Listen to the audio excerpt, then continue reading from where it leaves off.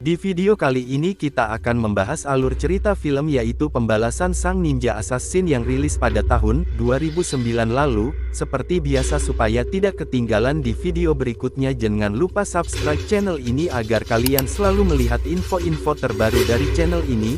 Terima kasih. Film ini menceritakan klan ninja sebagai pembunuh bayaran sejak lalu sampai zaman modern ini. Film ini dibintangin oleh aktor yang ganteng seperti saya, yaitu Rain. Di awal film kita melihat pimpinan Yakuza sebut saja Rizky, yang berlokasi di Osaka sedang menato punggungnya.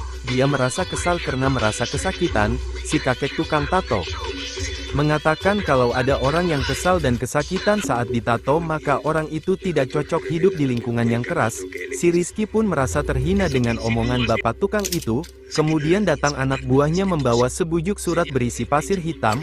Bapak itu pun merasa ketakutan karena pasir yang keluar dari surat itu, karena akan ada hal yang mengerikan terjadi. Si pimpinan Yakuza alias Rizky dan anak buahnya tertawa dan menganggapnya lelucon.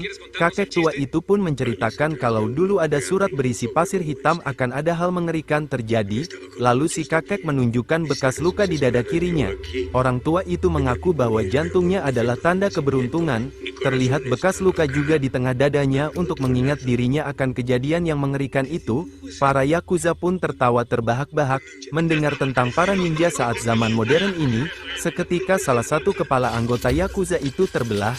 Seketika mereka semua terpelongo dan ketakutan, ada juga yang berteriak.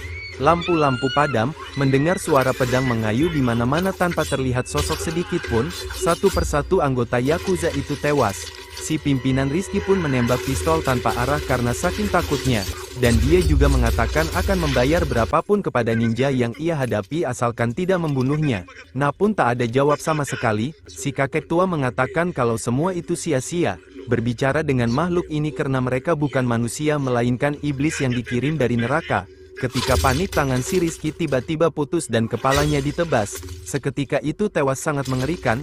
Kemudian muncullah sosok ninja tersebut dan berjalan mendekati si kakek dengan tatapan yang dingin. Sang ninja tanpa basa-basi langsung menebas si pria tua.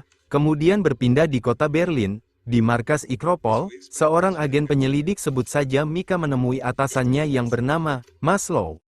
Dia memberikan hasil penyelidikannya tentang pembunuhan misterius yang terjadi akhir-akhir ini, dimulai dari insiden terbunuhnya Ratu Korea di tahun 1800-an oleh anggota klan ninja Ozuno. Mika menyelidiki trans ke persidangan yang terdakwa sebut saja Rian di mana jaksa menanyakan soal pembayaran 45 kg emas di mana semua itu tidak pernah dibahas lagi. Sampai sekarang, jumlah itu sama dengan rumor yang beredar di mana ada kelompok Yakuza yang membayar 45,3 kg emas kepada klan Ozuno, yang berujung pembantaian klub Yakuza Machi yang berlokasi di Osaka sebelumnya. Mika berpikir klan ini berusia ribuan tahun dan tidak pernah berubah dalam menghargai nyawa buruannya. Kemudian Mika menelusuri lebih dalam lagi. Mika menemukan keterkaitan atas insiden tewasnya Perdana Menteri Rusia, sebut saja Rudy dengan klan Ozuno. Terdapat transfer misterius dari Bank Shanghai, jumlah sama persis dengan nilai 45,3 kg emas. Saat ini Mika mengatakan kalau klan Ozuno bukanlah mitos, tetapi itu nyata. Klan itu menculik anak-anak jalanan dan melatih mereka menjadi ninja pembunuh. Maslow mengatakan semua hal ini masuk akal, dia belum bisa mempercayainya.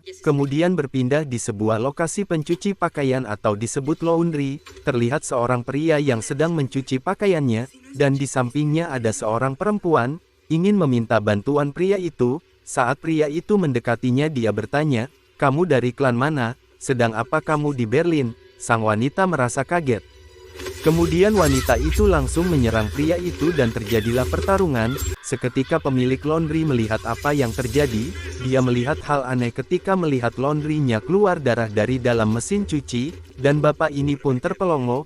Kembali ke tempat Mika dan Maslow sedang makan di pinggir jalan. Maslow mengatakan kalau dia telah menyelidiki lebih lanjut tentang temuan Mika atas tewasnya Perdana Menteri Rusia beberapa tahun lalu. Dengan informasi jaringan KGB Rusia miliknya, dia menemukan sebuah laporan milik agen KGB berpangkat tinggi yang bernama Alexei Sabatin, berpindah kepada pria yang di tempat laundry tadi, sebut saya Mang Raizo. Di dalam apartemennya terdapat alat-alat ninja. Raizo adalah seorang ninja di dalam apartemen. Raizo teringat dengan masa lalunya, saat pimpinan geng Ozuno, Guru Ozuno memperkenalkan dirinya kepada anak-anak muridnya. Terlihat Guru Ozuno menyuruh para muridnya menahan rasa sakit lapar untuk menguasai ilmu dalam diri para muridnya. Kemudian Guru Ozuno memperlihatkan dengan menyayat telapak tangannya dengan pisau. Kemudian dia menggenggam tangannya dan mengucapkan mantra ninja. Setelah dibuka, bekas luka sayatan seketika menghilang, sembuh dengan sendirinya. Itulah kekuatan klan Ozuno, itulah arti sebuah ninja. Terlihat Raizo sedang bertanding dengan salah satu temannya dan akhirnya Raizo menang. Itulah cara menjadi ninja bertahan hidup saat melawan musuh tanpa belas kasihan. Untuk belajar supaya tidak takut, Raizo sudah dewasa dan selalu melatih tubuhnya dan memori kembali ke masa lalu yang dimana Raizo kecil harus berjalan di lantai khusus agar bisa berjalan tanpa adanya suara. Saat Raizo kecil gagal dan lantai itu bersuara, Guru Ozuno pun langsung memukul kaki si Raizo kecil sampai berdarah. Malam harinya, Raizo kecil tidak bisa tidur karena kesakitan dan salah satu teman Raizo, yang bernama Iriko, mengobati luka-luka kakak Raizo. Luka-luka itu masih membekas hingga Raizo dewasa. Ketika itu Mika membuka berkas milik Alex dan dia melihat semua bukti. Ternyata ninja itu nyata. Lalu terdapat rekaman CCTV, saat disetel melihat wajah Raizo, di dalamnya berpindah di apartemen Raizo, dia terlihat sedang berlatih pedang dan kusarigama, terlihat amarah dalam diri Raizo.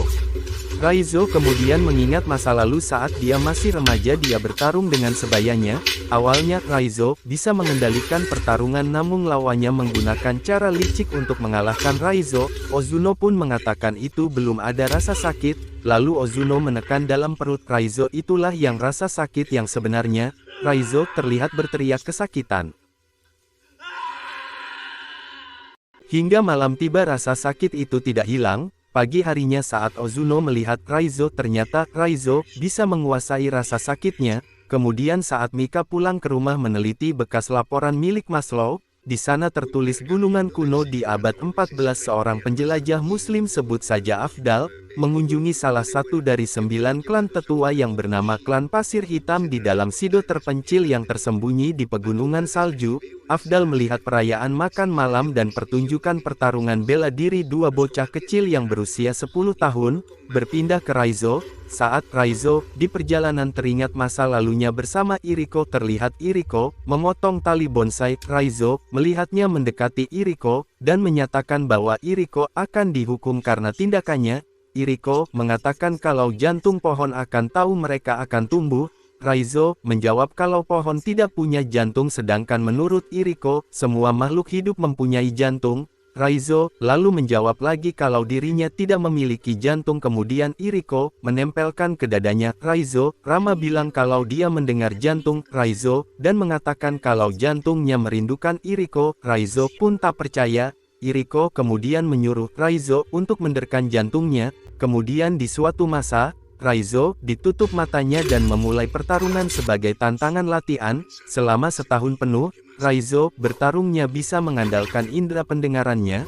Awalnya, Raizo belum bisa menyesuaikan diri, namun berjalan waktu dia pun bisa bertarung tanpa melihat. Raizo mampu mendengar gerakan lawannya dan dapat mengalahkannya. Di lain hari Iriko bisa mengalahkan rekannya saat bertarung. Iriko juga diperintah oleh gurunya untuk menyayat lawannya dengan menggunakan sebelah pisau, namun Iriko menolaknya. Ozuro pun langsung menyayat pipi Iriko dan menghukum Iriko. Malam harinya, Raizo yang kasihan menemui Iriko di dalam kotak hukuman.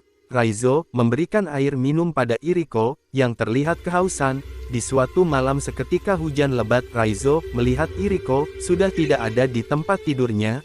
Raizo mengejar Iriko yang hendak kabur karena Raizo tahu apa konsekuensinya saat kabur dari klannya.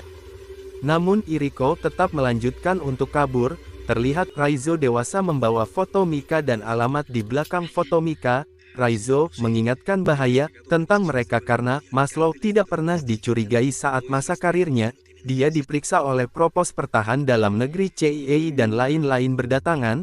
Maslow kemudian menyuruh Mika untuk cuti dan membekali Mika sebuah pistol. Sampainya di rumah, ternyata di rumah Mika ada pemadaman listrik. Di dalam rumah gulap gulita ternyata ada amplop putih berisikan pasir hitam. Terlihat seorang ninja yang mengayunkan pedang ninjanya, dan ternyata ada dua orang ninja di sana. Mereka bertarung dalam gelap. Salah satu dari ninja itu berhasil dilumpuhkan. Salah satu ninja itu memperingatkan bahwa akan ada banyak lagi yang datang.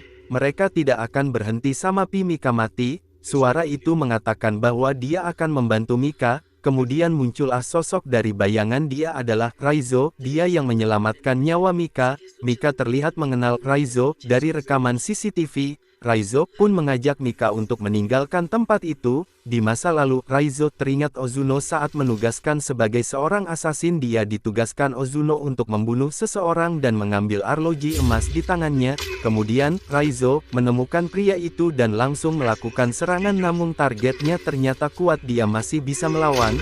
Dengan kemampuan yang dimilikinya, akhirnya Raizo bisa mengalahkannya dan mengambil arloji itu. Setelah berhasil menyelesaikan misinya, di atas sebuah gedung, Ozuno menyuruh Raizo menyimpan arloji itu, tanda bahwa dia seorang asasin. Lalu kemudian Ozuno memerintahkan Raizo untuk menghabisi nyawa wanita yang mencoba kabur seperti Iriko dulu. Raizo yang muak dengan semuanya langsung melayangkan senjatanya ke wajah Ozuno. Ozuno yang murka merintahkan anak buahnya membunuh Raizo. Terjadilah perkelahian antara Raizo dan para ninja Ozuno. Raizo tak berdaya karena menerima sayatan bertubi-tubi. Saat itulah Raizo mulai membenci gurunya dan ingin membalaskan dendamnya. Diperlihatkan saat Raizo memperingatkan Maslow bahwa akibat ulahnya akan banyak nyawa berjatuhan. Mika merasa bingung, lalu muncul banyak sekali tentara di berbagai sisi dan menyetrum Raizo sampai dia tak berdaya lalu menangkapnya. Mika meminta penjelasan ke Maslow. Maslow mengatakan ada seseorang yang berkuasa memerintahkannya untuk menangkap Raizo. Maslow tidak punya pilihan lain selain mematuhinya. Maslow memberikan alat pelacak sehingga apabila terjadi hal-hal yang tak diinginkan, Maslow bisa melacak keberadaan Mika. Lalu Mika mendekati Raizo dan memberi seteguk air mineral. Raizo memperingati Mika bahwa para ninja sudah mengetahui lokasi mereka saat ini. Mika kemudian memberitahu Maslow tentang ancaman para ninja. Maslow dan tim yang bersenjatakan lengkap menganggap remeh kata-kata Mika. Lalu tiba-tiba lampu padam. Mika langsung berlari menuju Raizo. Di dalam kegelapan, para tentara berusaha mencari tahu apa yang terjadi. Di atas mereka telah bersiap-siap para ninja menyerang para tentara itu satu persatu. Tentara itu tewas diserang oleh para ninja yang bergerak dalam gelap. Para ninja juga terlihat menyerang tentara yang ada di dekat Mika. Lalu Mika ambil kunci sel di tubuh tentara yang tewas dan membuka rantai yang mengunci Raizo. Terlihat sosok bayang yang menyerang Raizo tepat waktu saat tangan Raizo berhasil dibuka kuncinya. Ia bisa menghabisi ninja di dekat saat Raizo dan Mika berjalan keluar ruangan. Terdengar senyap sekali. Raizo kemudian menyuruh Mika menunggu dan Raizo pun menghilang dalam gelap. Terdengar suara pertarungan tetapi tidak terlihat sosok Raizo. Lalu kemudian muncul Raizo dan ninja bertarung. Raizo berhasil mengalahkan ninja itu. Di lain tempat, Maslow berjuang menyelamatkan diri dari serangan para ninja. Raizo kemudian mengambil yang berbeda dalam parkiran. Saat Mika pergi, muncul puluhan ninja dari balik bayangan. Mereka pun bertarung. Raizo melawan puluhan ninja klannya sendiri Ozuno. Raizo mampu menghindar serangan-serangan yang ada. Dia menghabisi para ninja satu persatu. Dengan kemampuan ninja berstil tinggi, Raizo mampu bertahan. Kemudian terlihat semakin banyak lagi ninja berdatangan. Raizo yang mulai kelelahan terlihat terluka saat diserang. Raizo melompat menghindari serangan para ninja. Di tempat lain, Mika yang sudah berada di dalam mobilnya mendengar suara-suara aneh. Lalu muncul pisau ninja menembus kaca mobilnya. Dia pun menginjak gas dengan panik. Di jalanan, Mika dihadang oleh banyak sekali ninja dan beruntung Mika lolos dari gedung itu. Di tempat Raizo, dia yang terluka menyelamatkan diri dan melompat keluar dari gedung. Raizo berlari di jalanan kota Berlin. Para ninja masih juga mengejarnya. Terjadi pertarungan di jalanan. Seorang ninja berhasil merobek perut Raizo. Raizo pun tumbang. Lalu muncul Mika dan menabrak ninja itu. Mika bermaksud ingin menyelamatkan Raizo untuk dibawa ke rumah sakit, namun Raizo menolaknya. Mika kemudian membawa Raizo ke penginapan. Raizo terbaring tak berdaya dengan luka di sekujur tubuh. Lalu di luar penginapan, Mika melihat beberapa bayangan memasuki ruangan tempat Raizo terbaring. Pagi harinya polisi berdatangan berkat alat pelacak tersebut dan hanya menemukan Mika duduk sendirian. Para ninja membawa Raizo pergi. Di dalam kota Raizo mencoba memulihkan dirinya sendiri dengan kemampuan penyembuhan klan Ozuno. Luka-luka itu menutup satu persatu, dan sampailah Raizo di markas klan Ozuno. Ia dibawa ke hadapan Ozuno sang pemimpin klan. Ozuno berkata awalnya dia ingin menjadikan Raizo sejak kecil untuk menjadi penggantinya memimpin klan. Namun sekarang, akibat ulah Raizo, Ozuno ingin menghabisi Raizo karena telah mempermalukan nama baik klan. Malam harinya Raizo diikat di sebuah tiang, bersiap untuk eksekusi. Ozuno terlihat menekan perut Raizo, untuk menyiksanya. Raizo sampai muntah darah. Takeshi menyadari kalau Raizo membawa alat pelacak yang diberikan kepada Mika sebelumnya. Lalu kemudian muncul para tentara pasukan yang dibawa oleh Maslow, dan Mika datang untuk menyelamatkan Raizo.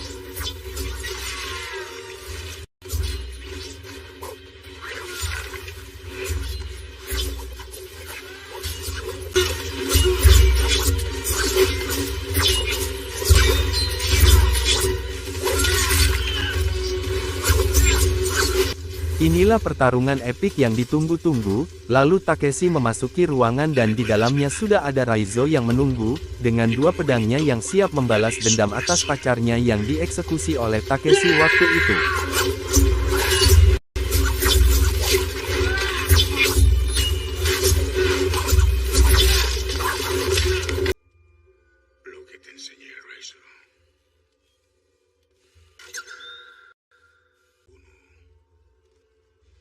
Raizo pun mampu mengalahkan Takeshi. Kemudian perkelahian antara guru Ozuno dan muridnya Raizo. Terlihat Raizo kewalahan menghadapi Ozuno. Ozuno mampu menjatuhkan Raizo. Mika pun datang ketika Raizo tertebas seketika Ozuno menghilang. Dan ya, Ozuno menghilang. Raizo sudah terlambat memperingati Mika untuk lari. Dan Mika ditusuk dari belakang oleh Ozuno seketika Raizo murka. Lalu Raizo dengan kecepatannya menghilang dengan secepat kilat dan membabi buta gurunya itu. Sampai Ozuno tewas seketika.